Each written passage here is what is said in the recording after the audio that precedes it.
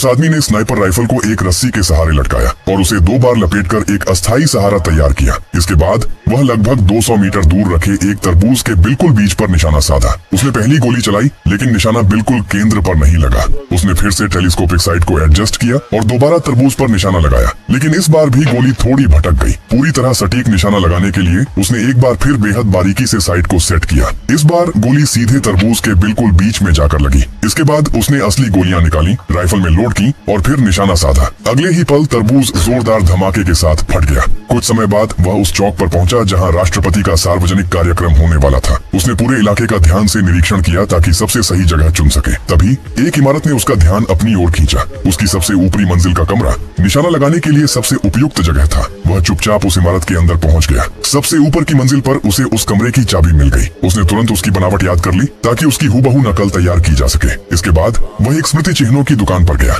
वहाँ से उसने कुछ पुराने कपड़े खरीदे, साथ ही कुछ नकली पदक भी ले लिए। फिर उसने खुद को एक घायल पूर्व सैनिक के रूप में तैयार किया और यह कहकर वहाँ पहुंचा कि उसे वार्षिक सैन्य परेड में शामिल होने के लिए बुलाया गया है। प्रवेश द्वार पर मौजूद पुलिस कर्मियों ने उसके दस्तावेज जांचे। उन्होंने देखा कि वह एक विकलांग पूर्व सैनिक जैसा दिखाई दे रहा है। उन्हें उस पर कोई शक नहीं हुआ और उन्होंने उसे अंदर जाने दिया। वह सीधे उसी इमारत में पहुंच गया जिसे पहले ही चुन चुका था। लंगड़ाते हुए वह छत तक पहुंच गया। नकल की हुई चाबी से उसने कमरे का दरवाजा खोल दिया। फिर उसने बड़ी सफाई से अपनी छड़ी को खोलना शुरू किया।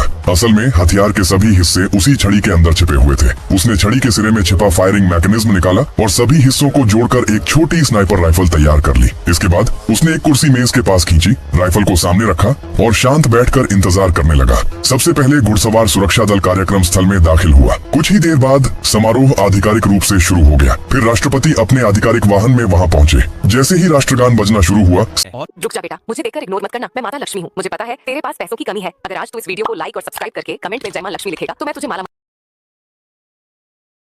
सैन्य परेड भी शुरू हो गई। उसी समय सड़क किनारे खड़े एक व्यक्ति ने अचानक अपनी जेब में हाथ डाला। यह देखकर सादे कपड़ों में मौजूद सुरक्षा अधिकारियों ने तुरंत उसे पकड़ लिया। तलाशी लेने पर पता चला कि वह तो सिर्फ सिगरेट निकालने की कोशिश कर रहा था। इधर राष्ट्रपति निरीक्षण वाहन पर चढ़ चुके थे और कुछ ही देर बाद उन्होंने अपना भाषण शुरू कर दिया। आखिरकार वह पल भी आ गया जिसका इंतजार किया जा रहा था। उसने राइफल तैयार की और अंतिम निशाने के लिए खुद को तैयार किया। लेकिन ठीक उसी समय सुरक्षा प्रमुख ने गार्डों से पूछा, क्या समारोह वाले इलाके में कोई अंदर आया है? गार्ड ने जवाब दिया, सर, सिर्फ एक विकलांग पूर्व सैनिक को अंदर आने की अनुमति दी गई है।